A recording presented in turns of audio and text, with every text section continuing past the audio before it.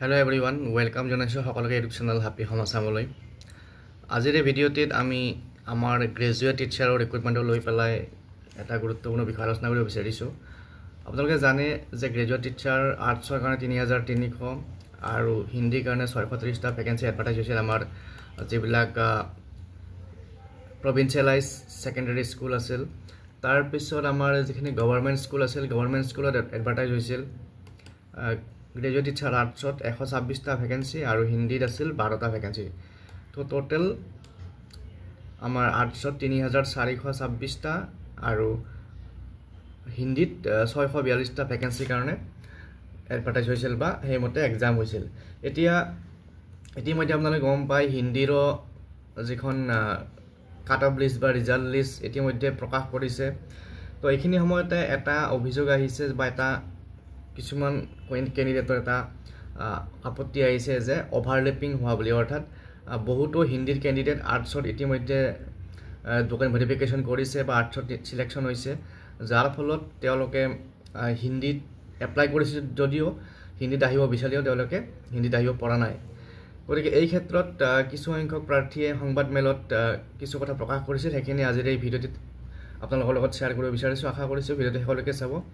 যিসকলে চেনেলটো নতুনকৈ আছে ছাবস্ক্ৰাইব কৰি ল'ব। আৰু সেইখিনি প্ৰাৰ্থীয়ে তেওঁলোকেনো অভাৰলেপিঙক লৈ পেলাই কি কৈছিল শুনো আহক। মুখ্য উদ্দেশ্যটো হৈছে যে আমি ফাৰ্ষ্ট লিষ্ট দিয়াৰ পৰাই এটাই ইছ্যু লৈ পেলাই লাগি আছোঁ যে অভাৰলেপিং, যিটো আমাৰ আজিলৈকে ছল্ভ নহ'ল। আমি গভৰ্ণমেণ্টক বাৰে বাৰে আঙুলিয়াই দি আছোঁ যে অভাৰলেপিং হৈ আছে আমাৰ আৰ্টছত, বিশেষকৈ সংস্কৃত আৰু হিন্দীখিনি বাৰে বাৰে আমি আঙুলিয়াই দি আছোঁ। যেতিয়াৰ পৰা ফাৰ্ষ্ট লিষ্ট ৰিলিজ কৰিছে, আজি ছেকেণ্ড লিষ্টখনো ৰিলিজ হৈ গ'ল, কিন্তু অভাৰলেপিঙৰ প্ৰব্লেমটো ছল্ভ নহ'ল। তো আমি সেইটোৱে আমি বাৰে বাৰে আঙুলিয়াই দি আছোঁ, কিন্তু আমাৰ যিখিনি আমি প্ৰশ্ন উত্থাপন কৰিছোঁ, আমাৰ যিটো অভাৰলেপিঙৰ আঙুলিয়াই দিছোঁ, সেইখিনি তেওঁলোকে গুৰুত্ব সহকাৰে লোৱা নাই। আজি আমি ক'বলৈ গ'লে হিন্দীৰ কেণ্ডিডেটবোৰ যিবিলাকে ফাৰ্ষ্ট লিষ্টত ছিলেক্ট হৈছিল, তেওঁলোকে হিন্দীটো এপ্লাই কৰিছিল, GT আৰ্টছতো এপ্লাই কৰিছিলে, কিন্তু তেওঁলোকে সেইটো টাইমত হিন্দীৰ ৰিজাল্টটো ঘোষণা নকৰাৰ কাৰণে তেওঁলোকে অনিশ্চয়তাৰ ভয়ত তেওঁলোকে আৰ্টছত ভেৰিফিকেশ্যন কৰি আহিলে।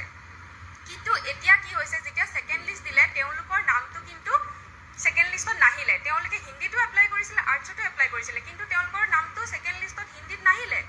হিন্দীৰ ৰিজাল্ট এতিয়া ডিক্লেয়াৰ কৰিলে, কিন্তু হিন্দীত তেওঁলোকৰ নামটো নাহিলে।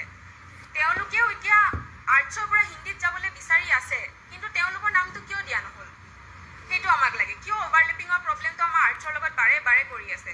ফাৰ্ষ্ট লিষ্টতো কৰিছে, তাৰ কাৰণে আমি প্ৰশ্ন উত্থাপন কৰিছিলোঁ, সেইটোৰ কাৰণে আমি কোনো সলিউশ্যন নাপালোঁ, যাৰ কাৰণে আজি আকৌ আমি তেওঁলোকৰ ওচৰত এনেকৈ কুৱেশ্যন কৰিবলৈ আহিছোঁ।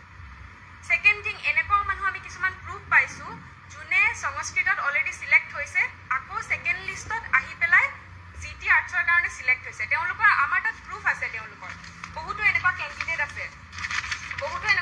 আছে যোনে আৰ্টছত ছিলেক্ট হৈছিলে, সেইটো টাইমত দুটাৰ কাৰণে এপ্লাই কৰিছিল, আৰ্টছৰ কাৰণেও এপ্লাই কৰিছিলে, সংস্কৃতৰ কাৰণেও এপ্লাই কৰিছিল, অথবা আৰ্টছৰ কাৰণেও এপ্লাই কৰিছিলে, হিন্দীৰ কাৰণেও এপ্লাই কৰিছিলে। তো তেওঁলোকে তেতিয়া হিন্দীৰখিনি আৰ্টছত ছিলেক্ট হৈছিল, বাট ছেকেণ্ড লিষ্টত হিন্দীৰ তেওঁলোকৰ লিষ্টত নাম নাহিলে। তেওঁলোকক বাদ দি যিখিনি আৰু হিন্দীত আছিল তেওঁলোকৰ নাম আহিলে, যাৰ ফলত হিন্দীৰ কাট অফ বহুত কম গুচি গৈছে। আৰু তেওঁলোকৰ ছিলেক্ট হোৱাৰ কাৰণে আমি যিখিনি এলিজিবল আৰ্টছৰ কেণ্ডিডেট, আমি তাৰ পৰা বঞ্চিত হৈছোঁ। তেওঁলোকক সোমোৱাই দিয়াৰ কাৰণে GT হিন্দীৰ কেণ্ডিডেটখিনি আৰ্টছত সোমোৱাৰ কাৰণে আমাৰ আৰ্টছৰ পইণ্ট অফ কাট অফ কমিছে ছেকেণ্ড লিষ্টত, মাত্ৰ 0.75 ইন কেছ অফ আনৰিজাৰ্ভড, আৰু OBCৰ ক্ষেত্ৰত 0.50 কমিছে। ইমান কম কেনেকৈ হ'ব পাৰে ছেকেণ্ড লিষ্টত?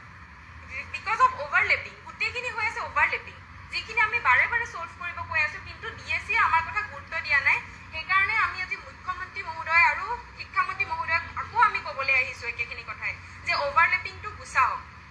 হিন্দীত যিখিনি কেণ্ডিডেট আছে তেওঁলোকে আমাৰ লগত আছে, আজি তেওঁলোকে যাব বিচাৰিছে হিন্দীলৈ, তেওঁলোকে আৰ্টছত থাকিব বিচৰা নাই। আমি বিচাৰোঁ যে তেওঁলোকে উইথড্ৰ ছিষ্টেমটো তেওঁলোকৰ কাৰণে আনক, যেনেকৈ মেথছৰ কাৰণে এটা টাইমত কৰিছিলে, মেথছৰ কাৰণে হেল্প কৰিছিলে, সেইটো আমাৰ আৰ্টছৰ কাৰণেও কৰিব বিচাৰিছোঁ। আমি কিয় ডিপ্ৰাইভ হৈ থাকিম আৰ্টছৰ কেণ্ডিডেটখিনি?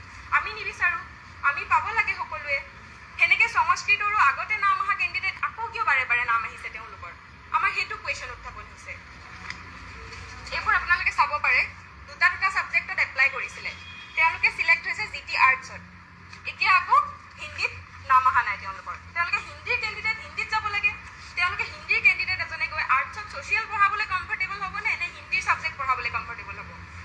কুৱেশ্যন ছেকেণ্ড থিং এইবোৰ